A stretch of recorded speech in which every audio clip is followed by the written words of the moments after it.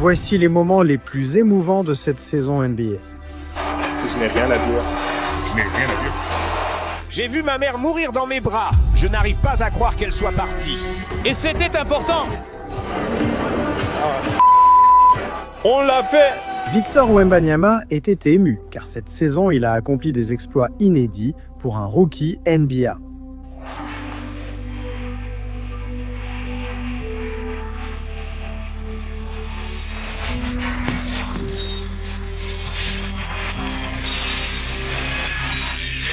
Et non seulement des actions comme celle-là lui ont valu le titre de rookie de l'année, mais il était sur le point de recevoir une surprise de la part de certains des joueurs les plus légendaires de la NBA.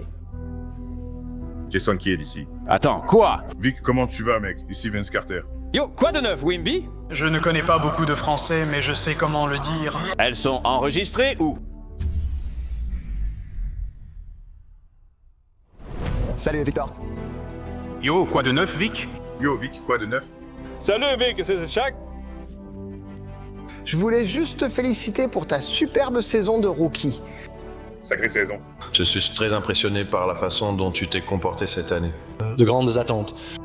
Tu as répondu à toutes les attentes. Tu as représenté les Spurs. Tu t'es représenté toi-même. Continue à travailler, continue à encourager tes coéquipiers. Les résultats viendront. Yo, quoi de neuf, Wemby? Je veux te féliciter, mec.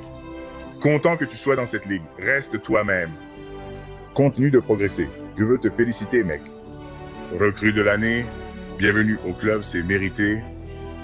Et ce n'est que le début. C'est fou! Mais qu'il faut apprécier la grandeur pour respecter la grandeur. Mais Michael Jordan a été ému d'avoir dépensé des millions de dollars pour sauver des vies. Jordan soutenait déjà les familles démunies en ouvrant de petites cliniques médicales en Caroline du Nord. Mais cette saison, Jordan voulait faire encore plus pour aider davantage de gens.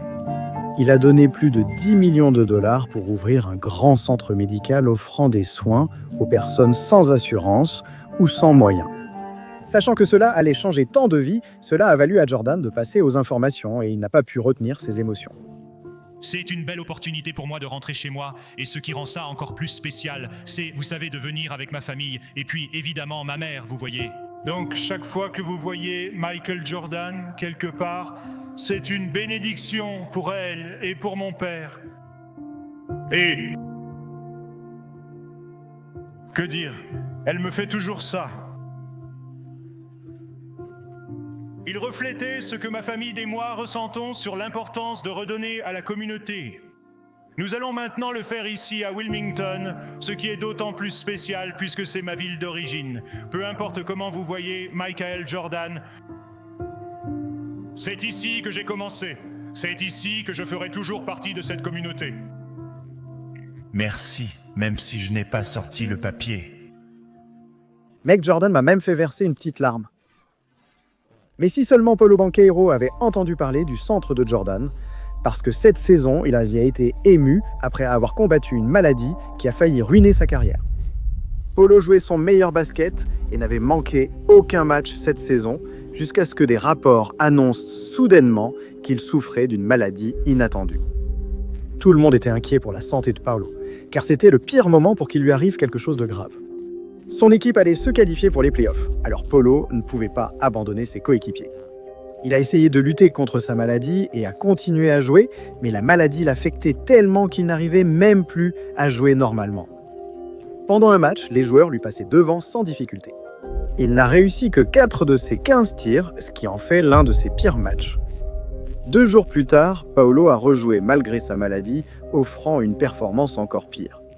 Non seulement il n'a réussi que 4 de ses 17 tirs, mais il a aussi envoyé des tirs à 3 points dans le vide et a raté non pas un, mais 2 lancers francs décisifs.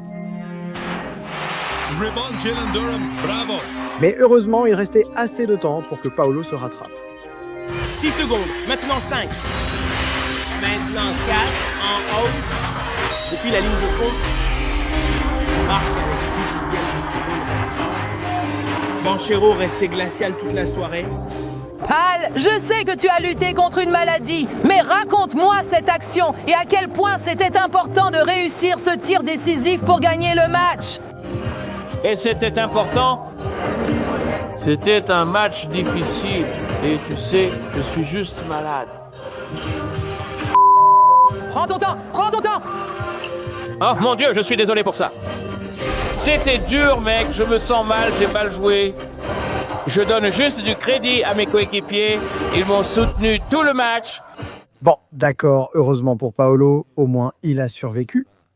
Malheureusement, Steph Curry, Klay Thompson, Draymond Green et les Warriors sont devenus émotifs après la mort d'un de leurs entraîneurs. L'entraîneur adjoint des Golden State Warriors, Dejan Miljovic, est décédé aujourd'hui d'une crise cardiaque survenue la nuit dernière dans un restaurant de Salt Lake City. Et cette nouvelle a choqué tout le monde, pas seulement les Warriors. Alors, la prochaine fois qu'ils se sont préparés, une vidéo hommage a ému tout le stade. L'entraîneur Deke a porté de la joie et de la vie à chaque jour grâce à sa passion et à son énergie. Nous pleurons pour et avec sa femme, Natasha, et ses enfants, Nicolas et Matcha. Deke était une telle source de joie. J'ai vraiment apprécié son attitude et son amour de la vie au quotidien. Et c'est ce dont je me souviendrai toujours, c'est la joie qu'il a apportée à cette équipe, à cette ville. J'aime beaucoup mon travail. Il avait toujours une étincelle dans les yeux et riait. Il voyait constamment le bon chez les gens et la joie dans la vie.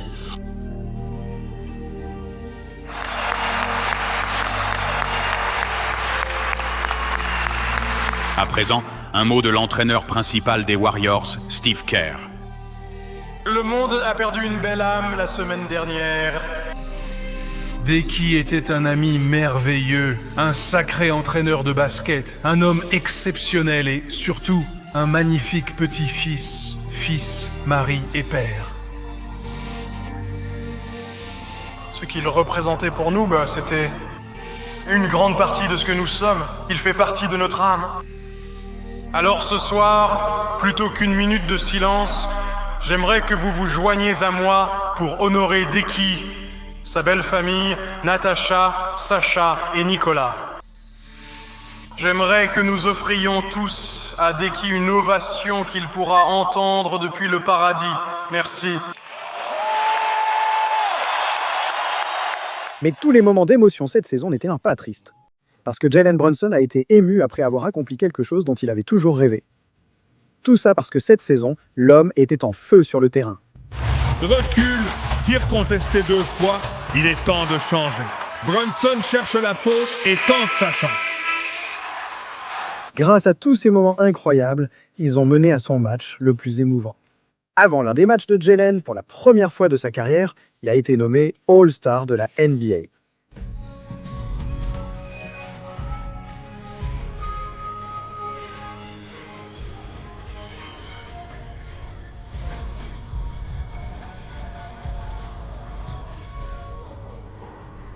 Donc juste après, pendant son match, il a tout donné toute la nuit.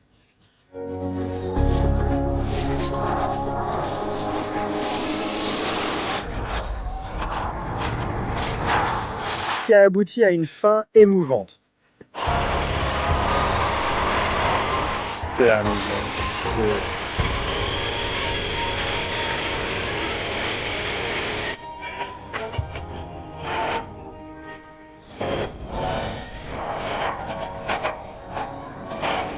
On en est arrivé à ce point où tu es sur le parquet du Garden, tu entends des chants de Most Valuable Player et tu vas au All-Star Game. Je veux dire...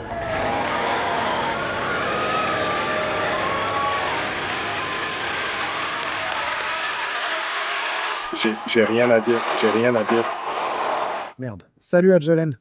Mais en parlant des All-Stars, pendant le week-end du All-Star, le basket a mené à l'un des streamers les plus populaires au monde, Kai Cenat, devenu si émotif qu'il a voulu être le prochain Kobe Bryant. Incroyable mais vrai, Kai joue encore au basket, d'où son enthousiasme pour le match des célébrités de la NBA. Et Kai voulait briller devant le monde entier. C'est d'ailleurs pour ça qu'il a engagé des entraîneurs spéciaux pour l'aider à s'entraîner. Mais tout cela a rendu Kai trop confiant sur le nombre de points qu'il annonçait pour le grand match. On va en mettre 30. Kai n'a pas seulement agi en joueur de NBA à côté d'une légende, il a aussi eu une présentation enflammée. L'un des streamers les plus populaires de la planète, préparez-vous pour le meilleur ami de tout le monde, le numéro 3, Kai Stenhouse. Mais même si Kai semblait prêt pour ce moment, les choses allaient très mal tourner. pendant tout le match, même si Kai était démarqué. Personne ne lui passait le ballon et il a à peine eu du temps de jeu. Finalement, le gars a marqué un lay-up, ses seuls points en première mi-temps. Tellement énervé, il a tweeté en plein match « Coach, donne-moi plus de temps de jeu ». Mais la situation a empiré. En seconde mi-temps, Kai était toujours démarqué, mais ses coéquipiers ne lui passaient toujours pas le ballon, donc il n'a même pas marqué à nouveau. Ça a fini par mettre Kai au bord des larmes après le match, et les fans l'ont clairement remarqué. Attends. Commande 4 points et tu vas être banni. Comme ça, je ne vais pas mentir. Si tu commandes 4 points, ça veut dire que tu n'as pas vu le match. Si tu commandes seulement 4 points, ça veut dire que tu ne regardais pas. C'est remarqué. Et c'est la vérité. Peu importe ce qui s'est passé, Kai a finalement publié une photo en disant « Désolé si je vous ai déçu » en imitant une des photos emblématiques de Kobe. Mais en parlant de Kobe, même s'il n'était pas avec nous cette saison, paix à son âme, un moment émouvant est arrivé grâce à sa statue emblématique. Toutes les légendes des Lakers ont eu leur propre statue, de Shaq à Magic, même Karim. Kobe étant une star de leur équipe, cette saison était idéale pour dévoiler sa statue. Mais comme il n'était pas là, bien sûr, l'émotion était au rendez-vous.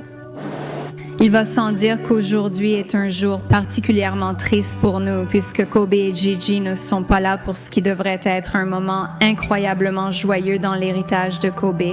Je veux vous remercier tous d'être ici et de montrer votre amour et votre soutien pour Kobe et notre famille.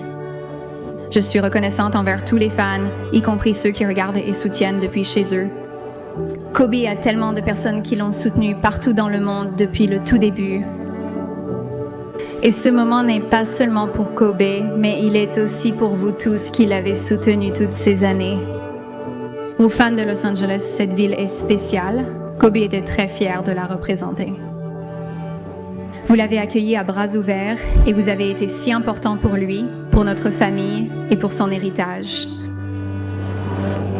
Je suis heureux de voir tout l'amour que vous avez pour nous.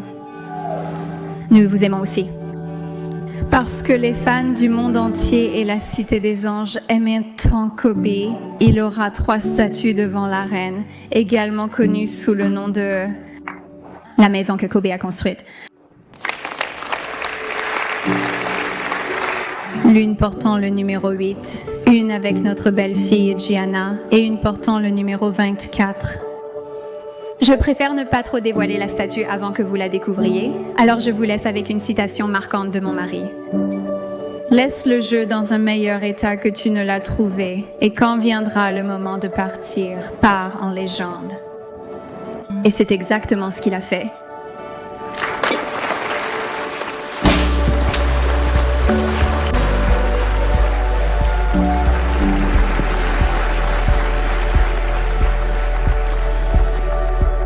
Maintenant, commémorer Kobe de cette façon aurait dû être l'un des moments les plus fiers de l'histoire des Lakers. Mais au lieu de cela a conduit à ce que Kobe soit ridiculisé par le monde entier. Les gens ne se moquaient pas seulement du fait que ça ne lui ressemblait presque pas, ils se moquaient aussi des fautes d'orthographe partout dessus.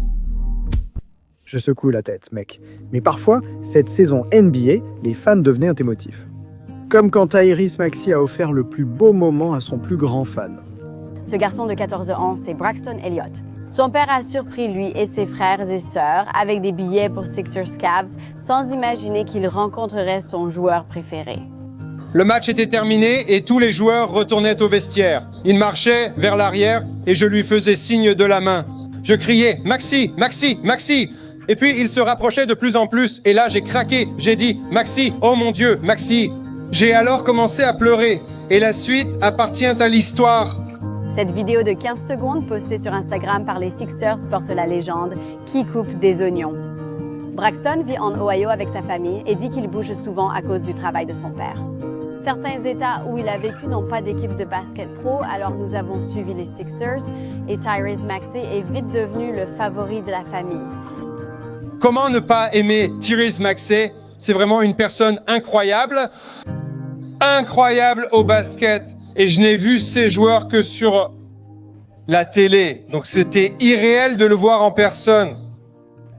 Les Sixers ont aussi été tellement touchés par ce moment que sa mère m'a dit aujourd'hui que Sera lui ont envoyé des goodies des Sixers en plus de ce moment qu'il a partagé avec lui, ce qui est aussi vraiment génial. Oh! Mon Dieu, quel moment spectaculaire. On peut voir qu'il dit les mots « Je t'aime, frère », alors que Tyrese s'éloigne. Mais qu'un joueur NBA fasse pleurer un enfant, c'est une chose. Un homme adulte pleurait après que sa star ait été échangée.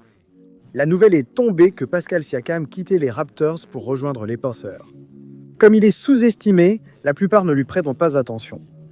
Ce n'était pas un événement majeur jusqu'à ce qu'il joue pour sa nouvelle équipe, rendant son ancienne équipe émue.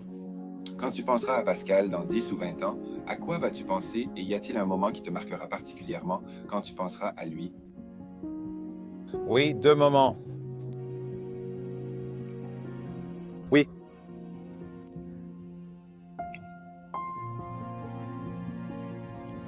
Deux gars africains qui ont remporté le championnat, je partage ça avec lui. Et je pense à son père et à Pascal lors de Basketball Without Borders. Beaucoup de gens ne savent pas ça. Pascal a participé à Basketball Without Borders en Afrique du Sud. Il avait été admis à l'école pastorale au Cameroun et il est seulement venu à Basketball Without Borders pour voir sa sœur qui vivait en Afrique du Sud. Et il allait repartir et retourner à l'école pastorale. Tout Master of Business Administration, tout All-Star, tout championnat. Et ce n'est pas le stéréotype du championnat africain à agiter le drapeau sur le banc. Il marque, il contribue, oui, il fait tout. Vous savez, tout ce que vous pouvez imaginer et encore une fois, je vous le dis, les gars, le succès de ce gars, c'est mon succès.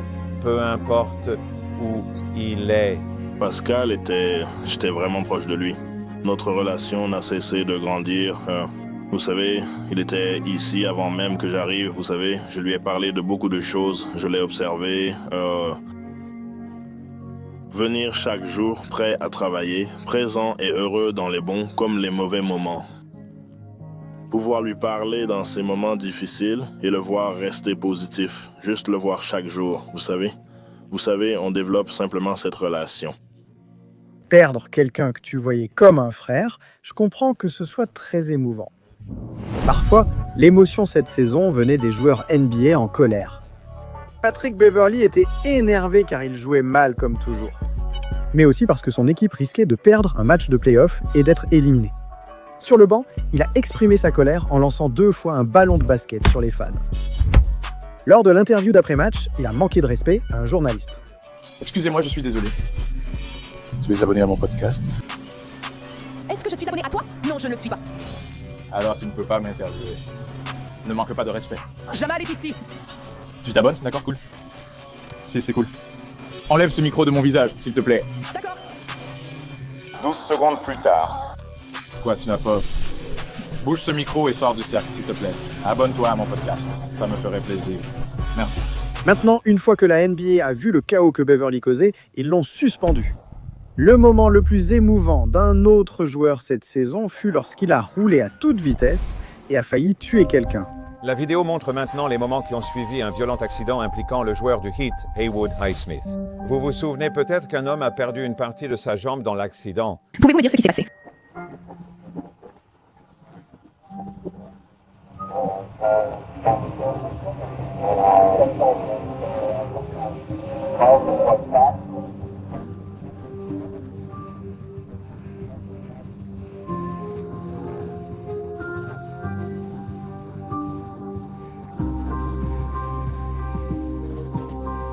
Mais ensuite, il est sorti de la voiture, et au moment où il est sorti, il s'est retrouvé derrière lui.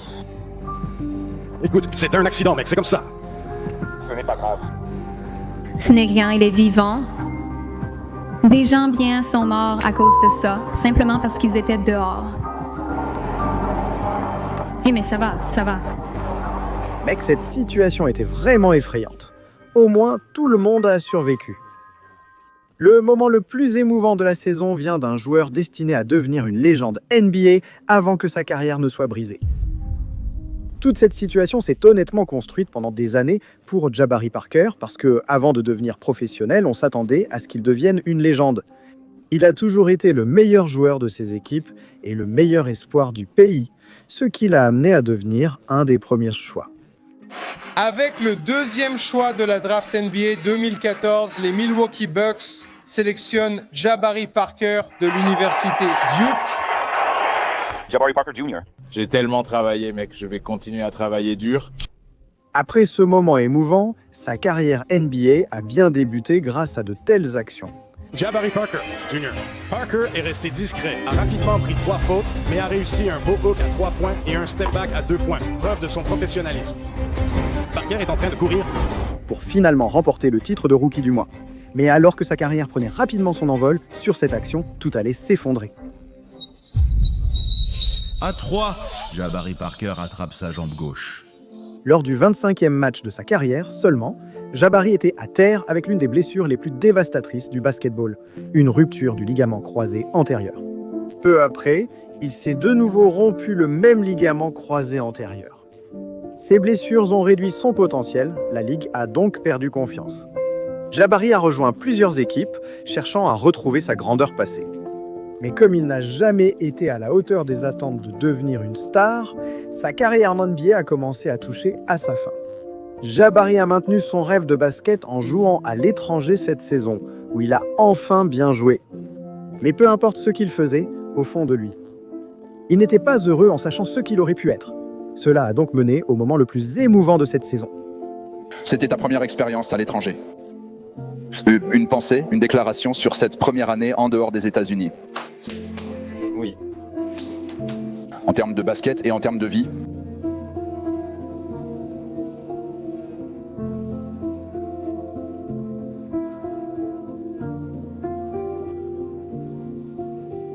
Ça va ?